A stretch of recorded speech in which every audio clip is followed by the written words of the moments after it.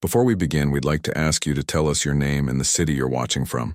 We love getting to know our audience. Also, please don't forget to give this video a like, share it with others, and subscribe to our channel. That way, we can keep bringing you more stories like this one. The Caribbean moon hung like a tarnished coin against the star-drunk sky, casting silver ripples across the restless waters that surrounded the siren's lament. Captain Ezra Blackwater stood at the bow of his weathered galleon, his calloused hands gripping the salt-stained rail as the ship cut through the midnight waves. At 24, his face already bore the harsh lines of a man who had seen too much.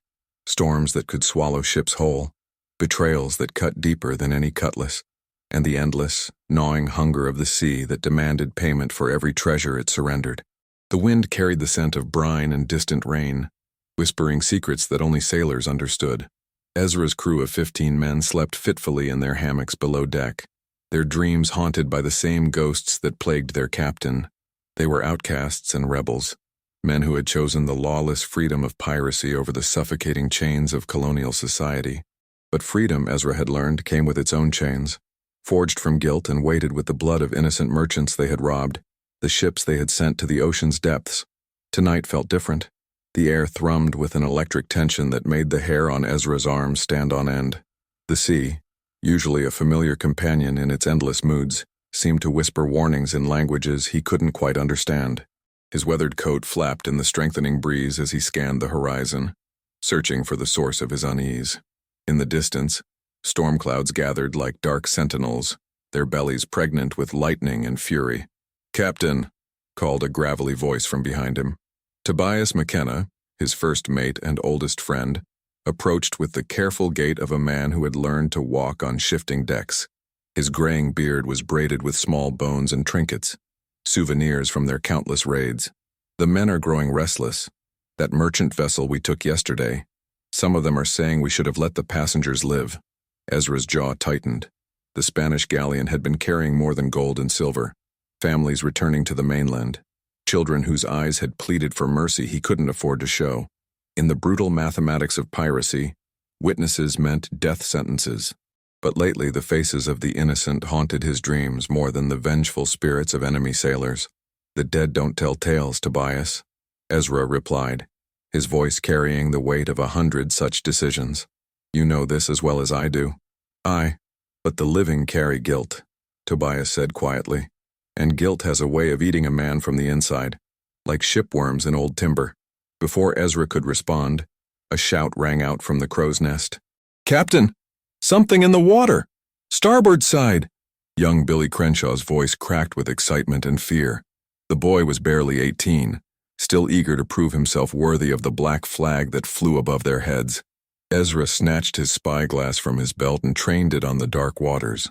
At first he saw nothing but the endless dance of waves and moonlight. Then, caught between two swells, something pale bobbed in the water, something that shouldn't be there. "Lower a boat," he commanded, surprising himself with the urgency in his voice. "Tobias, gather 3 men. Now, Captain, if it's survivors from that galleon—" "It's not survivors," Ezra said grimly, already knowing what they would find. The Caribbean was a graveyard of ships and souls, and sometimes the sea gave up its dead in ways that defied explanation. "Lower the boat." Minutes later, Ezra found himself rowing through the choppy waters, his muscles straining against the current. Tobias and 2 other crew members, Silent Pete and Red Murphy, pulled alongside him, their faces grim in the lantern light. The thing in the water grew larger as they approached, and Ezra's breath caught in his throat. It was a girl, no more than 19 or 20, her pale skin luminous in the moonlight. Her long, dark hair floated around her like seaweed, and her simple white dress, the kind worn by colonial merchants' daughters, clung to her still form. She was tangled in a mass of rope and debris, probably from a shipwreck days or weeks old. Her eyes were closed, her lips blue with death, but there was something hauntingly beautiful about her face, something that made Ezra's chest tighten with an emotion he couldn't name. "Poor lass," Red Murphy whispered, crossing himself despite his years of piracy. "Probably been floating for days." They hauled her into the boat with reverent care, and Ezra found himself studying her face in the lantern light. She was beautiful, even in death, high cheekbones, full lips, skin like porcelain. Around her neck hung a simple silver locket, tarnished by salt water but still intact. There was something familiar about her, though Ezra was certain they had never met. Perhaps it was simply that she reminded him of innocence lost, of the life he might have lived if different choices had led him down different paths. Back on the Siren's Lament, the crew gathered on deck to stare at their grim cargo. Some crossed themselves, others spat over the rail for luck. Death at sea was common enough, but there was something unsettling about the girl's perfect preservation, the way she looked as though she might simply be sleeping. "We should give her to the depths," muttered Black Jim, the ship's cook and a man who had survived more storms than anyone had a right to. Dead things on a ship bring nothing but bad luck, but Ezra found himself shaking his head. "No, we'll give her a proper burial at dawn. She deserves that much." The crew exchanged glances but said nothing. Their captain's word was law, even when that word made no sense. They dispersed to their duties or their hammocks, leaving Ezra alone with the girl's body on the moonlit deck. He knelt beside her, studying her peaceful face. Who had she been? A merchant's daughter? A governor's niece? Someone's beloved sister or intended bride? The locket at her throat might hold answers, but Ezra found himself reluctant to disturb it. Some secrets were meant to stay buried with the dead. "I'm sorry," he whispered to her still form, the words pulled from some deep well of regret he usually kept sealed. "For whatever ship we sank that took you down, for whatever part I played in your death." The confession surprised him. Ezra Blackwater was not a man given to apologies or sentimentality, but something about the girl's serene expression, about the waste of her young life, cracked something open inside his chest. On impulse, an impulse he would later struggle to understand, he lifted her cold hand to his lips and pressed a gentle kiss to her pale fingers. The moment his lips touched her skin, the air around them seemed to shimmer. The wind died completely, leaving the ship in an eerie stillness. Even the ever-present creak of the rigging fell silent. Ezra jerked back, his heart hammering, but the girl remained motionless, dead. He shook his head, attributing the strange moment to exhaustion and guilt. The Caribbean was full of odd weather patterns and atmospheric tricks. Nothing more. Standing, he covered her body with a spare sail and retreated to his cabin. But sleep would not come. Every time he closed his eyes, he saw her face, peaceful, beautiful, and utterly lifeless. When he finally drifted off near dawn, his dreams were filled with drowning voices and hands reaching up from impossible depths, all of them calling his name in languages that tasted of salt and sorrow. Dawn crept across the Caribbean horizon like spilled blood, painting the sky in shades of crimson and gold. The Siren's Lament rocked gently on the morning swells, her black sails furled as the crew prepared for another day of hunting merchant vessels along the trade routes. But this morning felt different, charged with an electricity that made seasoned pirates shift nervously and mutter prayers to gods they had long abandoned. Captain Ezra Blackwater emerged from his cabin, hollow-eyed and haggard. Sleep had brought no peace, only dreams of drowning faces and voices that called to him from the depths. The taste of salt lingered on his lips, though he had drunk only rum the night before. As he stepped onto the main deck, his gaze immediately found the covered form where the drowned girl lay beneath the spare sail. The crew was already stirring, Tobias organizing the morning watch, Red Murphy checking the rigging, Silent Pete sharpening his cutlass with methodical precision. They moved with the practiced efficiency of men who had survived countless storms and battles, but Ezra noticed the way their eyes avoided the shrouded figure. Superstition ran deep in sailors' blood, and death on deck was never taken lightly. "Morning, Captain," Tobias called, approaching with 2 steaming cups of coffee. His weathered face bore the lines of a man who had seen too many sunrises over hostile waters. "The wind's picking up from the southwest. Should be good sailing if we want to make Port Royal by." His words died as a soft sound echoed across the deck. Footsteps. Wet, deliberate footsteps that seemed to come from everywhere and nowhere at once. The entire crew froze, eyes wide, hands instinctively moving to weapons. The sound came again. Step, step, step, like someone walking barefoot on rain-soaked planks. Ezra's blood turned to ice water in his veins. Slowly, as if drawn by invisible strings, every man on deck turned toward the covered form of the drowned girl. The spare sail that had been her shroud lay crumpled and empty on the deck, stirring in a breeze that touched nothing else. "Sweet Mary, Mother of God," whispered Red Murphy. his freckled face pale as sea foam. Where? Where is she? The footsteps came again, and this time they could pinpoint the source. Behind them. Impossibly, terrifyingly behind them. As one, the crew turned, and collective gasps filled the morning air. She stood at the stern of the ship, her long dark hair dripping seawater onto the deck despite the fact that no drops fell. Her white dress clung to her pale form, somehow both translucent and solid, shifting between states like morning mist. But it was her eyes that stole the breath from every man present, deep blue-green like the deepest parts of the ocean, and very much alive. Jesus Christ and all his saints, breathed Black Jim, dropping his coffee cup with a crash that seemed to echo forever in the stunned silence. The girl, if she could still be called that, took a step forward, and the wooden planks beneath her bare feet darkened with moisture that hadn't been there moments before. Her movements were fluid, graceful, like someone walking underwater in slow motion. When she spoke, her voice carried the sound of waves against distant shores. "You called me back," she said, her gaze finding Ezra across the deck. "With salt on your lips and sorrow in your heart, you called me back from the deep." Several crew members scrambled backward, some crossing themselves frantically, others reaching for weapons that would be useless against whatever this creature was. Young Billy Crenshaw let out a strangled cry and nearly fell from the rigging where he had been working, but Ezra found himself rooted to the spot, caught in those impossible eyes that seemed to hold the memory of every ship that had ever sunk beneath the waves. "You're dead," he said, his voice barely above a whisper. "I found you dead, in the water." A smile curved her lips, sad, knowing, and infinitely mysterious. "Death is not the end of all things, Captain Blackwater. Sometimes it is merely a door that opens both ways." She took another step closer, leaving wet prints that steamed in the morning air. "The sea remembers everything, every soul it has claimed, every ship it has swallowed, every tear that has been shed upon its surface. And sometimes when the need is great enough, it gives back what it has taken."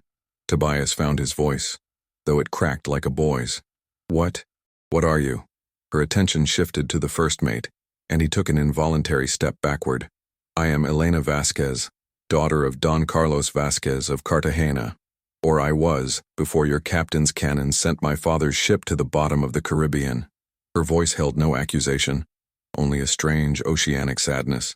"I have been sleeping in the depths for 3 months, dreaming the dreams of the drowned, until his kiss awakened me."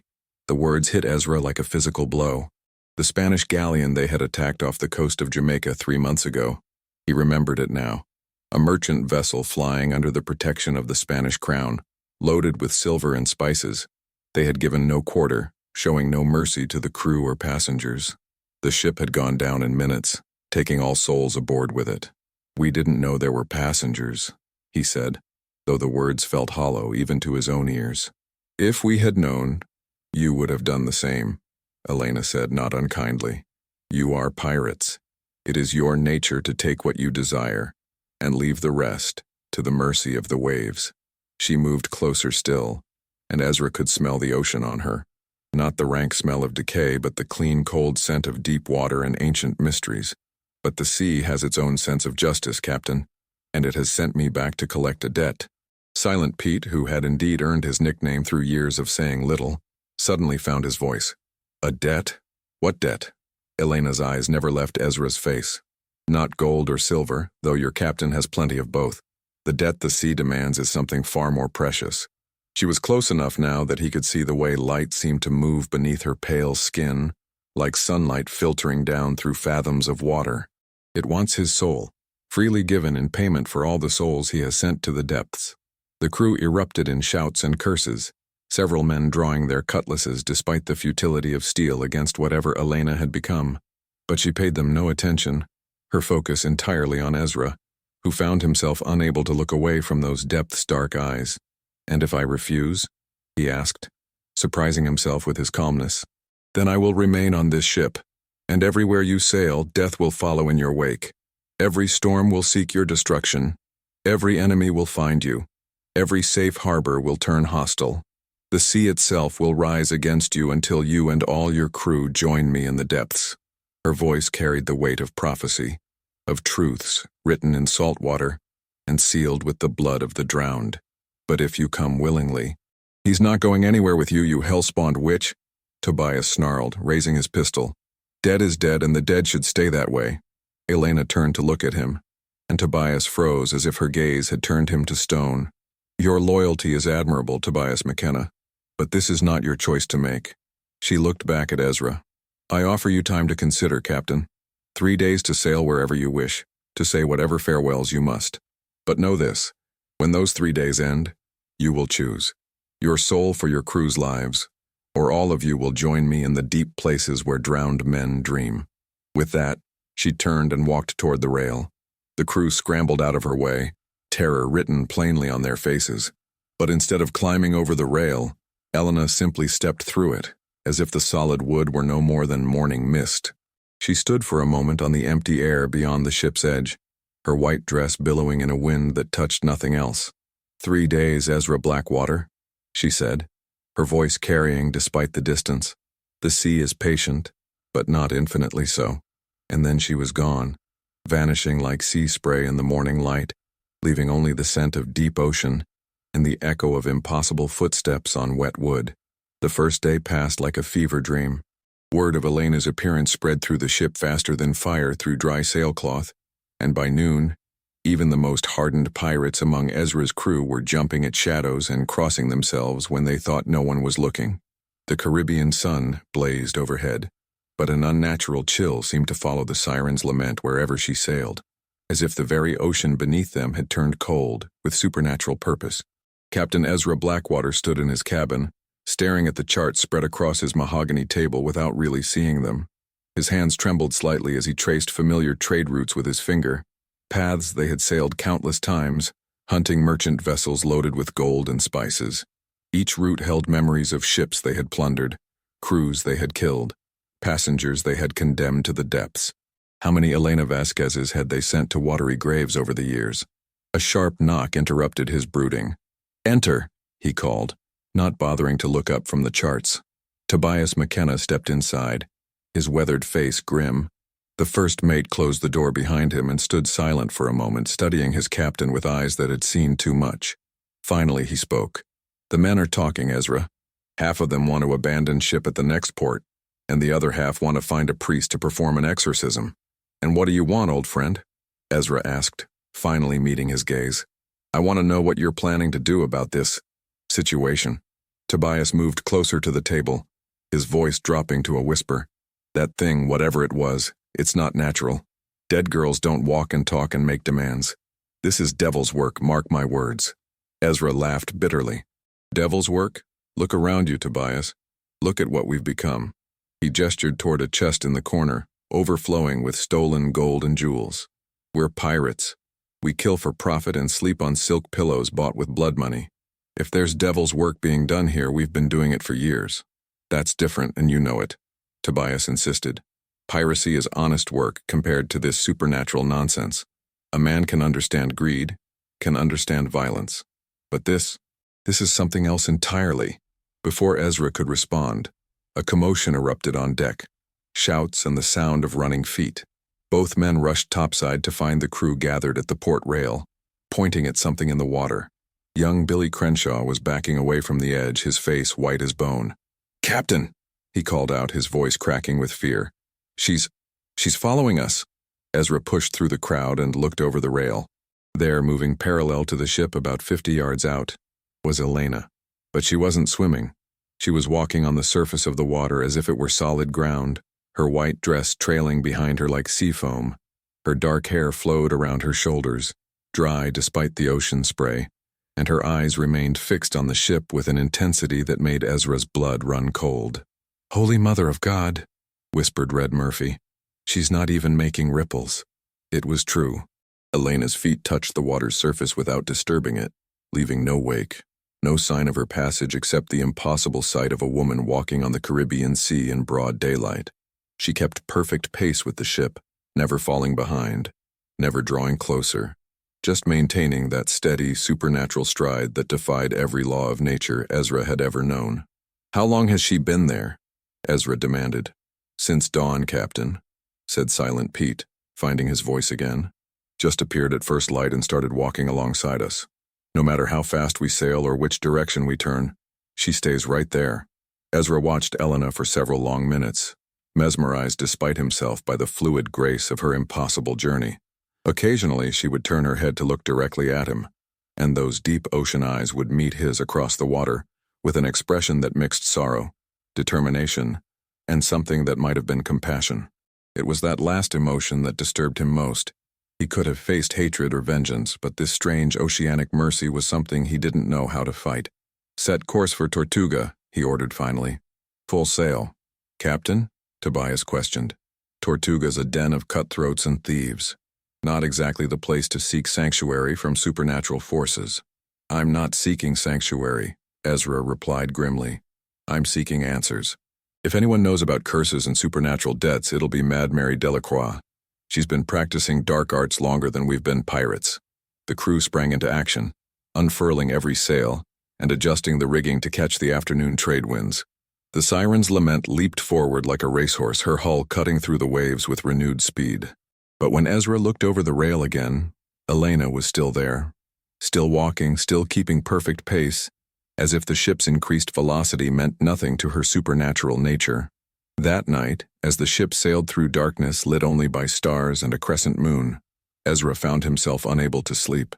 He paced his cabin like a caged animal, his mind racing through possibilities and outcomes. Every few minutes he would glance through his stern windows, and Elena would be there, a pale figure walking on moonlit water, tireless and patient as the tide itself. Around midnight, he made a decision that would have seemed impossible just days before. Grabbing a bottle of his finest rum, he climbed to the stern deck and sat on the rail, letting his legs dangle over the water. Elena was perhaps 30 feet away, close enough that he could see the details of her face in the moonlight. "Elena Vasquez," he called out, surprised by how steady his voice sounded. "Daughter of Don Carlos, will you speak with me?"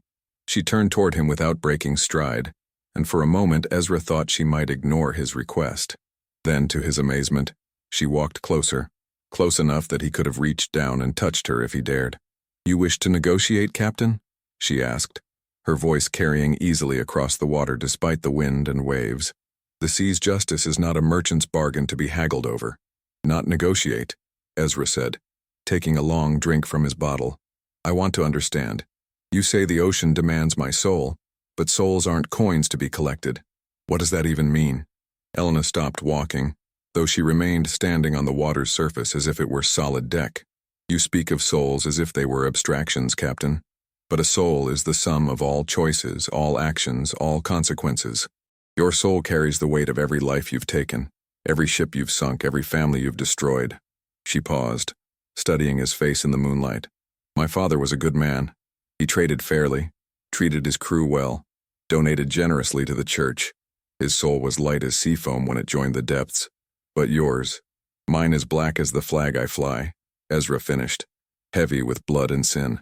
"Not black," Elena said, surprising him. "Wounded, scarred, but not beyond redemption." She moved closer still, until she was directly below him, looking up with those impossible eyes. "The sea sees all, Ezra Blackwater. It saw the boy you were before you became a pirate. It knows the pain that drove you to this life, the betrayals that hardened your heart." Ezra's grip tightened on the bottle. "You don't know anything about my past." "Don't I?" Elena asked softly. "The ocean remembers a young merchant sailor named Ezra Blackwater, honest and trusting, who discovered his captain was selling information to pirates about his own ship's routes. It remembers how that same captain left him for dead on a deserted island when he threatened to expose the conspiracy." Her voice carried the sound of distant waves, hypnotic and sad. "It remembers how you were rescued by pirates, how they offered you a choice, join them or join the fish. And it remembers the exact moment when your heart turned as cold as the depths." The bottle slipped from Ezra's nerveless fingers, splashing into the water between them. The memories she spoke of were ones he had tried to bury for years. The betrayal, the abandonment, the slow death of his faith in human goodness. How could she possibly know? "The sea forgets nothing," Elena continued. "Every tear you shed on that island, every prayer you whispered to gods that seemed deaf to your suffering, it all flows into the ocean eventually. And the ocean remembers." She reached up then, her hand breaking the surface of the water for the first time, extending toward him. "Give me your hand, Captain. Let me show you what redemption looks like." Ezra stared at her outstretched palm, pale and perfect in the moonlight. Every instinct screamed at him to pull back, to flee, to do anything but touch this supernatural creature who had crawled up from his darkest nightmares. But something in her eyes, not judgment, not hatred, but a deep, oceanic understanding, made him hesitate. "What happens if I take your hand?" he asked. "You see the truth," Elena replied, "about yourself, about the choice that awaits you, about what it truly means to pay a debt to the sea." Slowly, against every rational thought in his head, Ezra reached down.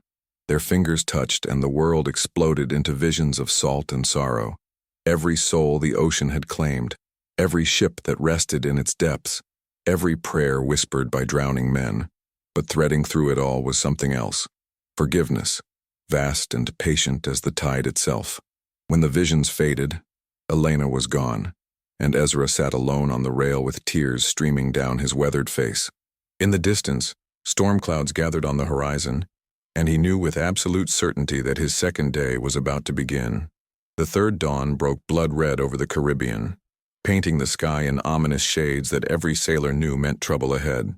The siren's lament sat becalmed in waters that had turned an unnatural shade of deep green, her sails hanging limp despite the storm clouds gathering on every horizon. Captain Ezra Blackwater stood at the bow, his face gaunt from 2 sleepless nights, watching Elena approach across the still water with the measured pace of inevitability itself. She had changed during the night. Where before she had seemed like a beautiful ghost wrapped in ocean mist, now she appeared more solid, more real, and infinitely more terrifying. Her white dress had darkened to the color of deep water, and her hair flowed around her like living seaweed. Most disturbing of all, she was no longer alone.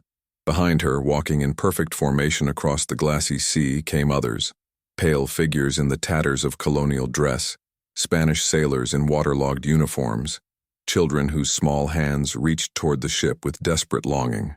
"Sweet Mother Mary," whispered Tobias, joining Ezra at the rail. "Those are all the souls we've sent to the depths, aren't they?"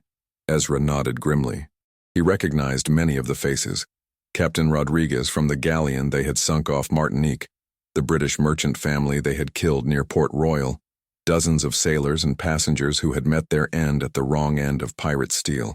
They moved with Elena's same supernatural grace, walking on water as if it were solid ground, their dead eyes fixed on the ship that had been their doom. "The crew's ready to mutiny, Captain," Tobias said quietly.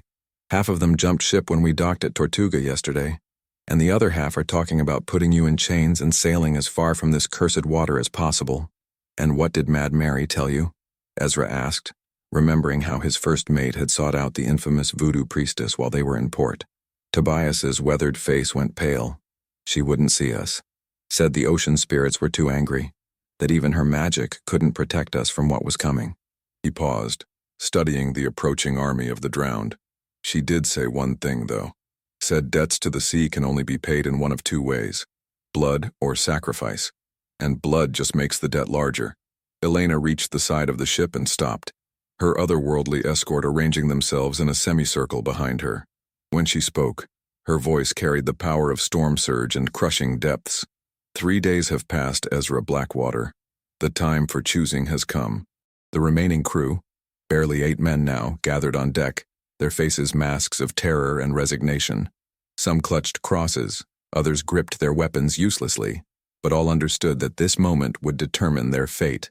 Young Billy Crenshaw, who had somehow found the courage to stay when older hands had fled, stood near the mainmast with tears streaming down his cheeks.